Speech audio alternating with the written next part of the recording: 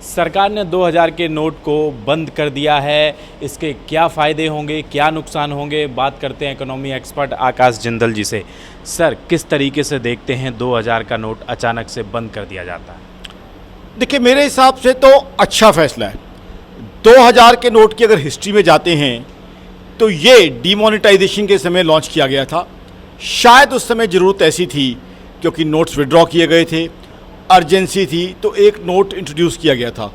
तो एक तरह से कह सकते हैं कि शायद एक एमरजेंसी मेजर था और अल्टीमेटली 2000 रुपये का नोट विड्रॉ होना चाहिए था, क्योंकि हमने एज एन इकॉनमी, हमने एज अ कंट्री सोचा हुआ है कि ब्लैक मनी को ख़त्म करना है। देखिए, ब्लैक मनी या काला धन देश के लिए कैंसर के समान है। ब्लैक मनी और काला धन तो ख़त्म होने चाहिए, और जो लोग ब्लैक मनी और काले धन का कारोबार करते हैं, ऐसे काले कारोबारियों के ऊपर भी जो है चोट आनी चाहिए, बहुत ज़रूरी है। तो इसलिए मेरे हिसाब से सही फैसला है। इम्प्लीमेंटेशन भी सही है, एकदम से कोई झटका नहीं दिया गया, समय दिया गया है लोगों को नोट्स को एक्सचेंज करने का। दूसरा, एक बहुत बड़ी सुविधा, लोग पहले की तरह इस नोट को अपने बैंक अकाउंट में जमा कर सकते हैं। तो जो शरीफ आदमी है, ईमानदार आदमी है, जिसके पास शराफत और ईमानदारी का पैसा है, उसको सोचने या घबराने की ज़रूरत नहीं। वो जाए, 18,000 के नोट हैं, 20,000 के नोट हैं, चेंज कर सकता है। बाकी जितने भी नोट हैं, जो भी कोई शरीफ आदमी है वो बैंक में जमा कर सकता है। दिक्कत उनको आएगी जिनके पास काला धन है, और काला धन वालों को दिक्कत आनी भी चाहिए, क्योंकि काला धन का काला कारोबार करने वाले लोग देश के दुश्मन हैं। तो ऐसे लोगों को तो दिक्कत आनी ही चाहिए। जिन लोगों ने 2 करोड़ 4 करोड़ रुपया जो है 2000 की करेंसी में काला धन स्टोर करके रखा हुआ है, ऐसे लोगों पे तो चोट पड़नी ही चाहिए थी, और अच्छा उन पे चोट पड़ गई, क्योंकि ऐसे लोग बैंक में पैसा जमा नहीं कर सकते। बैंक में पैसा जमा करने जाएंगे तो बैंक में हर खाते में आजकल पैन कार्ड कंपलसरी है, आधार कार्ड कंपलसरी है, और बहुत से बैंक्स में तो आजकल पेन स्लिप पे लिखना भी पड़ता है कि आपका जो है सोर्स ऑफ फंड्स क्या है। तो इसलिए काला कारोबार करने वाले, काला धन का काम करने वाले लोगों के ऊपर ये अच्छी चोट है, मेरा ऐसा मानना है। सर, अगर बैंकों में जमा करने की बात करें तो कितना समय दिया गया है और एक बार में कितना पैसा जमा हो सकता है? बहुत अच्छा आपने प्रश्न पूछा। जनता को क्लैरिफाई कर दूं, बैंकों में आप पहले की तरह ही अमाउंट जमा कर सकते हैं, उस पर कोई रिस्ट्रिक्शन या लिमिट नहीं है। ये रेगुलेशन आने से पहले जैसे आप बैंक में जाके अपने अमाउंट जमा कर सकते थे, वैसे ही आप जमा कर सकते हैं।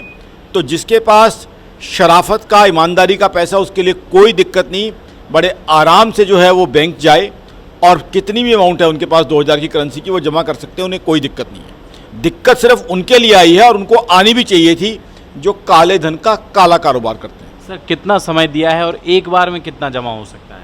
देखिए, जमा होने की तो कोई रेगुलेशन में चेंज नहीं है, एक्सचेंज में है। यानी कि अगर आपको 2000 का नोट देके उसके बदले में 500 या 100 के नोट लेने हैं, उसके लिए रेगुलेशन है कि 20,000 तक एक बार में आप एक्सचेंज कर सकते हैं। यानी अगर आप बैंक में जाते हैं कि ये मेरे पास 20,000 के नोट है, इनके बदले में 100 के नोट या 500 के नोट दे दीजिए, तो वो जो है वो एक्सचेंज जो है उसके लिए एक बार में 20,000 का रेगुलेशन है। जहाँ तक जमा करना है उसके लिए पहले की तरह ही प्रोविज़न है, आप कितना भी अमाउंट जो है अपने अकाउंट में जमा कर सकते हैं। क्या आखिरी तारीख है सर? जो एक्सचेंज करने की तारीख है अभी वो 30 सितंबर रखी गई है, 30 सितंबर है, और सफिशिएंट समय दिया गया है ताकि लोगों को हड़बड़ी ना हो। यहाँ लोगों को मैं बताना चाहता हूँ कि इसको डीमोनेटाइजेशन या नोटबंदी ना समझें। नोटबंदी या डीमोनेटाइजेशन एक अलग चीज़ थी, ये एक अलग प्रोसेस है। और अभी भी आपका 2000 का नोट लीगल टेंडर है, अभी भी आप जाके बाज़ार में दुकानदार से 2000 का नोट देके सामान खरीद सकते हैं।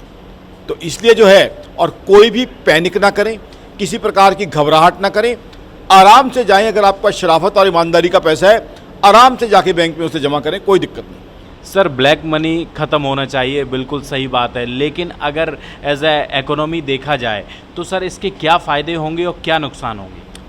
देखिए, ब्लैक मनी ख़त्म होने के बहुत फ़ायदे होंगे। ब्लैक मनी ख़त्म होगा तो इसका मतलब देश में टैक्सेस आएंगे। टैक्सेस आएंगे तो क्या होगा? देश में अच्छी सड़कें बनेंगी, देश में अच्छी रेल बनेगी, देश में हमारे गरीब भाई बहनों के लिए हम भोजन का, उनके बच्चों के लिए एजुकेशन का प्रबंध कर पाएंगे।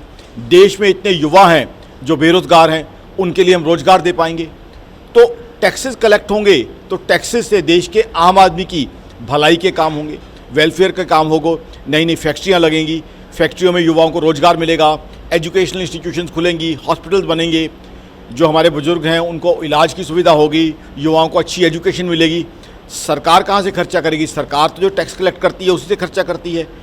तो इसलिए टैक्स देना हर नागरिक की ड्यूटी है, ताकि सरकार पब्लिक की वेलफेयर के लिए, देश की तरक्की के लिए काम कर सके। देखिए, एक चीज़ हमें समझनी होगी, आज हमारा हिंदुस्तान, हम एक छोटी मोटी इकॉनमी नहीं रहे। अब हम आज 5th लार्जेस्ट इकॉनमी है दुनिया की।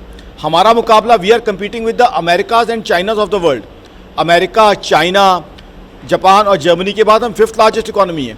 2027 में एक्सपेक्टेशन है कि India would be the 3rd largest economy. तो जिस तरह की इकोनॉमिक सुपर पावर हिंदुस्तान बनता जा रहा है, मोदी साहब के बहुत अच्छे एफर्ट्स की वजह से हिंदुस्तान तरक्की करता जा रहा है। तो आज की तारीख में टैक्स कलेक्शन अच्छी होनी चाहिए और ब्लैक मनी नाम का ये कैंसर देश से समाप्त होना चाहिए, ये बहुत ज़रूरी है। सर, इसके कुछ नुकसान भी देखने को मिल सकते हैं क्या इकोनॉमी पर? अब मुझे नहीं लगता इसके नुकसान देखने को मिलेंगे, क्योंकि देखिए अब ऑनलाइन काम शुरू हो गए हैं। आज की तारीख में आप देखिए, हम कनॉट प्लेस में खड़े हैं, यहाँ आप 40 रुपये के 2 समोसे भी खाना चाहते हैं तो ऑनलाइन की प्रोविज़न है। आज ऑटो वाले भाई, टैक्सी वाले भाई भी ऑनलाइन पेमेंट एक्सेप्ट करते हैं। आज की तारीख में देखिए, डीमोनेटाइजेशन से अब तक हमने काफ़ी सफ़र तय कर लिया। ज़्यादातर जगह ऑनलाइन पेमेंट होती है। लोगों ने जो है डिजिटल पेमेंट्स के जो है सिस्टम सीख लिए हैं, कई तरह के डिजिटल वॉलेट्स आ गए हैं।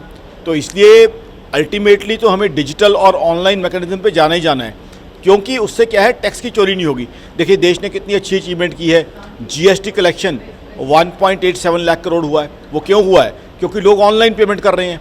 ऑनलाइन में टैक्स चोरी होती नहीं है, टैक्स आता है और सरकार जो है लोक भलाई के काम करती है। देखिए, कोरोना में हमारे देश के अंदर कितना बड़ा वैक्सीनेशन कैंपेन चलाया गया, जिसकी सारी दुनिया तारीफ़ कर रही है।